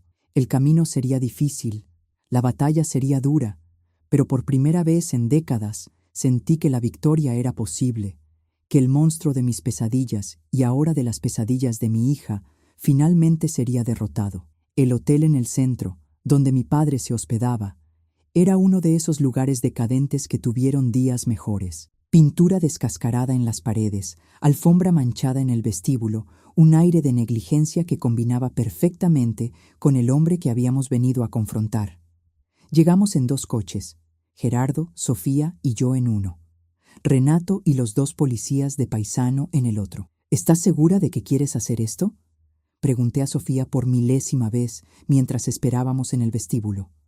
Todavía podemos cambiar de idea, hacer esto de otra manera. Ella apretó mi mano, los ojos fijos en la puerta del ascensor. Estoy segura, mamá. Necesito mirarlo a los ojos. Necesito que sepa que ya no tiene poder sobre ninguna de nosotras. Sofía había llamado a mi padre más temprano, concertando un encuentro en el restaurante del hotel. Él no sabía que vendríamos todos. No sabía que habría policías esperando en un rincón discreto. No sabía que su vida de abusos y manipulaciones estaba a punto de terminar. Cuando el ascensor se abrió y él salió, por un momento no lo reconocí. El hombre imponente que aterrorizaba mis pesadillas se había transformado en un viejo encorvado. Cabello blanco escaso, arrugas profundas marcando un rostro que ya no inspiraba miedo, solo desprecio. Usaba un traje barato, arrugado, y caminaba con la ayuda de un bastón. Sus ojos, sin embargo, eran los mismos, fríos, calculadores, evaluando el ambiente como un depredador. Cuando nos vio, no solo a Sofía, sino a todos nosotros, se detuvo por un instante. Vi el reconocimiento en su mirada cuando me identificó, seguido rápidamente por algo que parecía casi diversión. «Marisol», dijo, mi nombre saliendo como un suspiro áspero de sus labios. «¿Cuánto tiempo?». Sentí a Gerardo tensarse a mi lado, los puños cerrados. Puse mi mano en su brazo, silenciosamente pidiendo calma. No era momento de perder el control. «Armando», respondí fríamente, negándome a llamarlo padre. «Parece que encontraste una manera de volver de entre los muertos». Él dio una sonrisa torcida, revelando dientes amarillentos. «Tu madre siempre tuvo imaginación fértil. Conveniente para ustedes creerme muerto, ¿no?». «Lo que no fue conveniente», intervino Sofía, dando un paso adelante, «fue que aparecieras en mi vida, mintieras sobre quién eras y después...». Su voz falló por un instante, pero recuperó la compostura. «Y después hicieras lo que hiciste». Mi padre miró a Sofía con una expresión casi afectuosa, lo que hizo que mi estómago se revolviera de asco. «Mi nieta, o debería decir mi hija, eres tan parecida a tu madre a su edad. No pude resistirme cuando te encontré por casualidad en aquel mercado en Guadalajara». «¿Por casualidad?», pregunté, la desconfianza clara en mi voz. «¿O la buscaste deliberadamente?». Él se encogió de hombros, apoyándose más en el bastón. «¿Qué diferencia hace? El destino nos reunió. No es lo que importa, y ahora tenemos un nuevo miembro de la familia en camino». La naturalidad con la que hablaba de su crimen, de sus manipulaciones, me dejó sin aliento. Era como si, en su mente distorsionada, no hubiera nada malo en lo que había hecho. Ni conmigo hace tantos años, ni con Sofía ahora. «No habrá reunión familiar», dijo Gerardo, la voz controlada, pero llena de una rabia contenida que raramente demostraba. Mi padre lo evaluó con una mirada de desprecio. Ah, el buen Gerardo, siempre dispuesto a criar a los hijos de otros, ¿no? Primero Sofía, ahora este bebé. Un hombre muy comprensivo. Antes de que Gerardo pudiera reaccionar a la provocación, Renato se acercó, los dos policías discretamente posicionándose cerca de las salidas del vestíbulo. «Señor Armando Álvarez», dijo Renato en tono profesional. «Mi nombre es Renato Campos, soy abogado de la familia. Tengo aquí una orden de restricción que le prohíbe acercarse o ponerse en contacto con Sofía Martínez o cualquier miembro de su familia». Extendió el documento, que mi padre ignoró completamente, los ojos todavía fijos en mí. «Y también», continuó Renato, imperturbable, «vengo a informarle que se ha presentado una denuncia formal contra usted por delitos de violación y abuso sexual. La policía desea tomar su declaración». Fue entonces cuando vi, por primera vez en mi vida, algo que nunca había visto en el rostro de mi padre. Miedo. Por un instante fugaz, el control se deslizó. La máscara cayó y pareció lo que realmente era. Un viejo asustado, atrapado en sus propios crímenes. Pero el momento pasó rápidamente. Se recompuso, la sonrisa torcida volviendo a sus labios. «¿De qué hablan?», preguntó, la voz ahora cargando una irritación mal disimulada. «¿Violación? ¿Abuso?». Sofía vino a mí voluntariamente. Tuvimos una relación consensuada. Es adulta, por el amor de Dios. Bajo falsos pretextos, respondió Sofía, la voz sorprendentemente firme. Te presentaste como mi abuelo, ganaste mi confianza, me emborrachaste y solo después me contaste quién eras realmente. Eso no es consentimiento. Y no fue solo ella, añadí, dando un paso adelante. Me hiciste lo mismo en la víspera de mi boda y probablemente a otras mujeres a lo largo de los años. Él se rió. Un sonido áspero y sin humor. ¿Probar algo que supuestamente ocurrió hace casi 30 años? Sé razonable, Marisol. Nadie va a creer esa historia descabellada. Tal vez no, admitió Renato, si fuera solo la palabra de la señora Martínez contra la suya, pero con el testimonio de Sofía, más las evidencias que estamos recopilando de otras posibles víctimas, el caso se vuelve mucho más sólido. Los dos policías se acercaron entonces, discretamente mostrando sus placas. «Señor Álvarez», dijo uno de ellos, «nos gustaría que nos acompañara a la comisaría para hacer algunas aclaraciones». Vi el pánico crecer en los ojos de mi padre.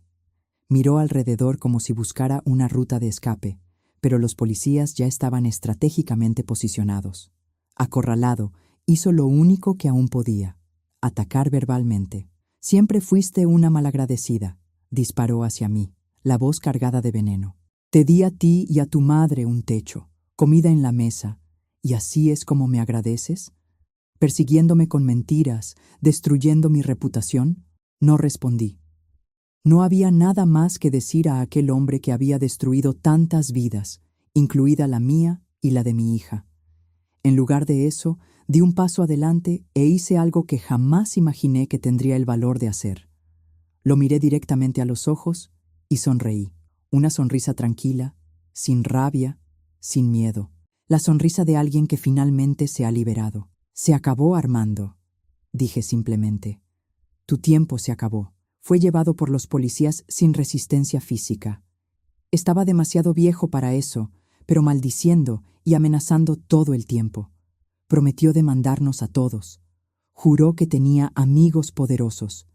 Aseguró que saldría de la comisaría en pocas horas, pero había una desesperación en sus amenazas que revelaba su verdad. Sabía que esta vez no escaparía. Cuando el coche de la policía se alejó, sentí un peso enorme siendo levantado de mis hombros. Un peso que llevaba casi 30 años, desde aquella noche terrible que cambió mi vida para siempre.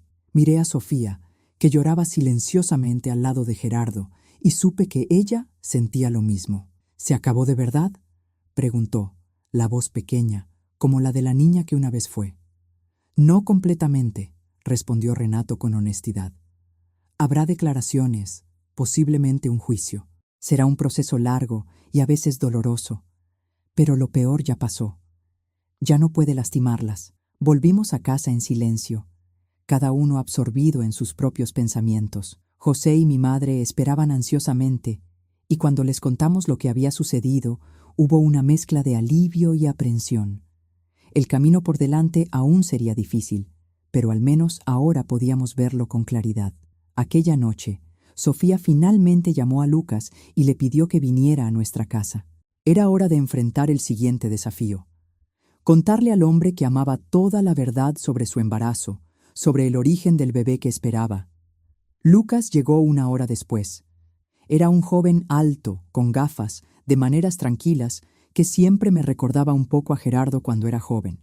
Incluso, sin saber todos los detalles, ya sabía que algo serio había ocurrido.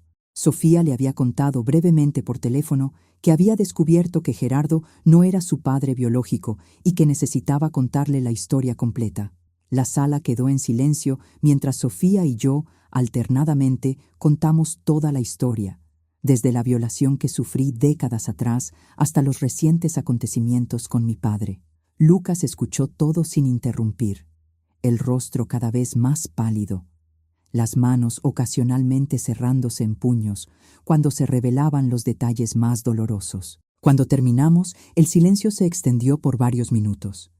Lucas miraba a Sofía como si la viera por primera vez, no con desprecio o asco, como ella temía, sino con una mezcla de horror por lo que había pasado y una profunda admiración por su valor. Yo, comenzó, la voz fallando, carraspeó e intentó de nuevo. Lo siento mucho por todo lo que han pasado. No puedo ni imaginar. Sofía tomó sus manos, los ojos suplicantes. Entiendo si quieres cancelar la boda. Entiendo si no quieres criar a este bebé sabiendo de dónde viene. Solo te pido que... Lucas la interrumpió, poniendo un dedo suavemente sobre sus labios. No digas eso. Nunca digas eso. Te amo, Sofía. Amo todo de ti. Tu fuerza, tu bondad, tu corazón. Lo que pasó no fue tu culpa, y ciertamente no es culpa de este bebé. Se volvió hacia mí y Gerardo, los ojos ahora determinados detrás de las gafas. Ustedes me han mostrado lo que significa el amor verdadero. Estar al lado de quien amamos, sin importar lo que pase. Quiero hacer lo mismo por Sofía y por este bebé. Quiero ser el padre que esta criatura merece, así como Gerardo lo fue para Sofía. Gerardo, que raramente demostraba emoción en público, no pudo contener las lágrimas. Se levantó y abrazó a Lucas con fuerza, un abrazo que decía más que cualquier palabra. Los meses que siguieron fueron intensos. Mi padre fue acusado formalmente no solo por los crímenes contra Sofía, sino también contra otras 2 mujeres que tuvieron el valor de presentarse después de que el caso ganara algo de publicidad local.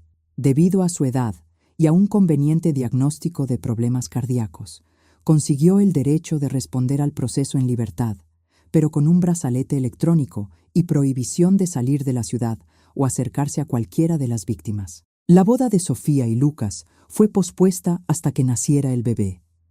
Una decisión de ellos para que la criatura ya formara parte de la ceremonia de alguna manera.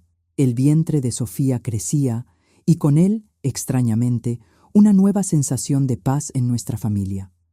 Era como si, al sacar a la luz los secretos oscuros que nos atormentaban durante tantos años, finalmente hubiéramos abierto espacio para que la felicidad genuina pudiera florecer. Lucas se mostró increíble durante todo el embarazo.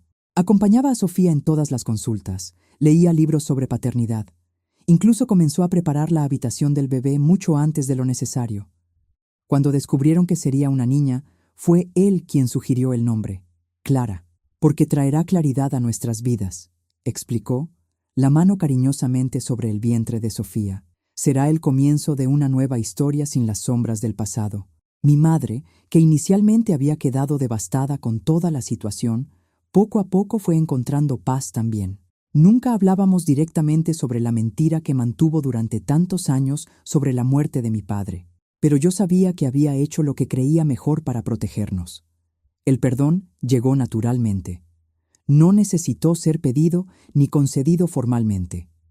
Clara nació en una mañana soleada de mayo de 1992. Un parto difícil como había sido el de Sofía. Pero al final, cuando pusieron aquel pequeño bulto en los brazos de mi hija, vi en su rostro lo mismo que había sentido cuando sostuve a Sofía por primera vez. Un amor tan grande, tan puro, que trascendía completamente las circunstancias sombrías de la concepción. Lucas, a su lado en la cama del hospital, miraba a madre e hija con tanto amor que era casi palpable. Gerardo, sosteniendo mi mano mientras observábamos la escena, susurró: «Es como un ciclo que se cierra, ¿no?» Sofía encontró a su Gerardo, así como tú encontraste al tuyo. Asentí, incapaz de hablar a través de las lágrimas. Era exactamente eso. Un ciclo cerrándose, una herida finalmente sanando, una nueva generación comenzando sin el peso aplastante de los secretos que cargamos durante tanto tiempo.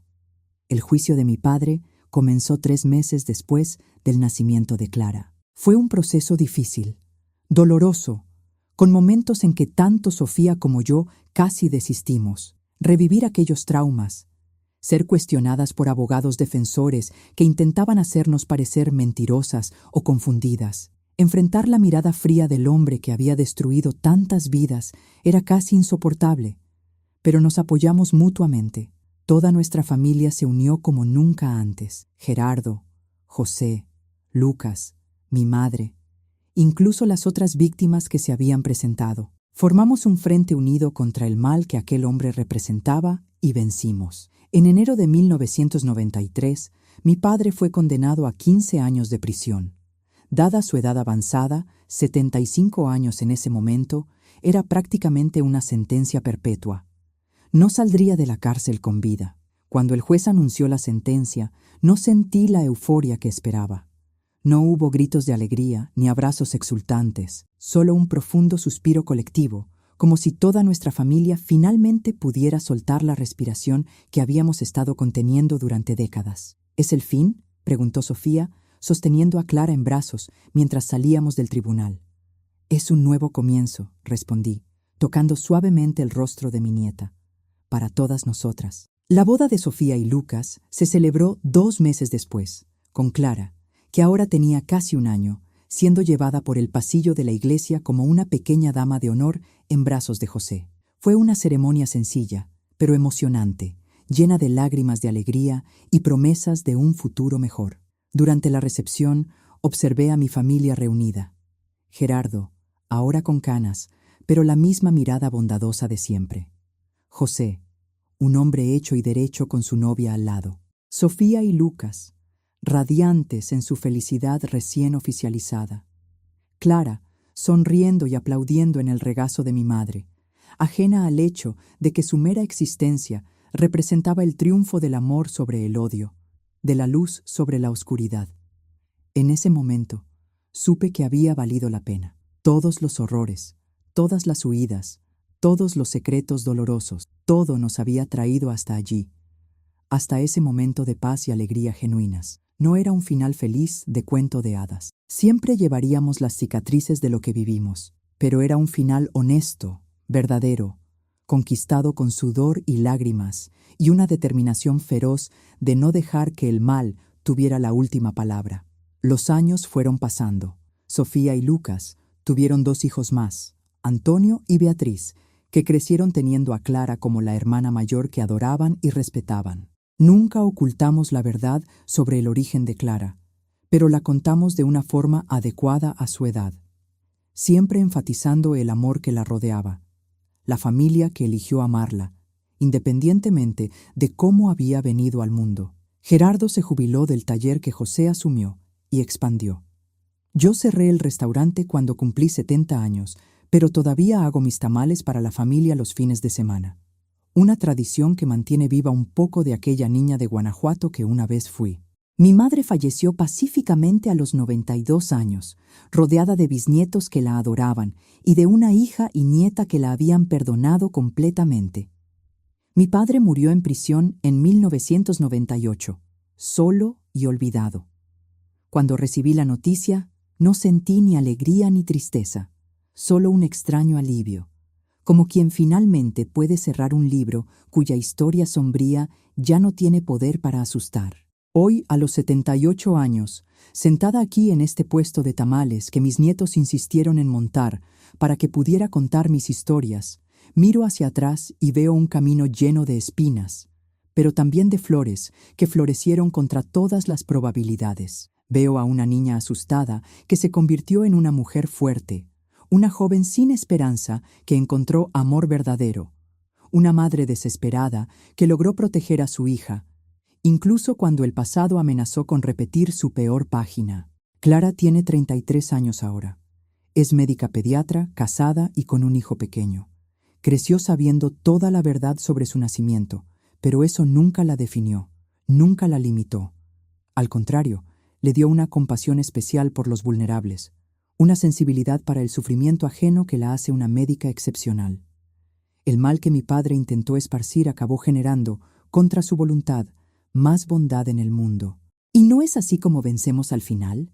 No solo sobreviviendo, sino transformando nuestro dolor en algo hermoso, algo que ayude a otros, algo que deje el mundo un poco mejor de como lo encontramos. Si has llegado hasta aquí en mi historia, quiero agradecerte desde el fondo de mi corazón. No es fácil escuchar relatos como este, así como no es fácil contarlos, pero creo que compartir nuestras heridas, nuestras luchas y nuestras victorias es una forma de extender la mano a quien tal vez esté pasando por algo parecido, de decir, no estás sola, hay un camino adelante, hay luz después de la oscuridad. Si esta historia tocó tu corazón, por favor, suscríbete al canal, deja tu like y comenta desde qué ciudad nos estás viendo. Nuestro canal Memorias de las Abuelas comparte historias reales de otras abuelas como yo, mujeres que enfrentaron lo imposible y aún así encontraron fuerza para sonreír, para amar, para seguir adelante. Recuerda siempre, tu pasado puede explicar por qué eres como eres, pero no determina quién puedes llegar a ser. La última página de tu historia aún no ha sido escrita y la pluma está en tu mano.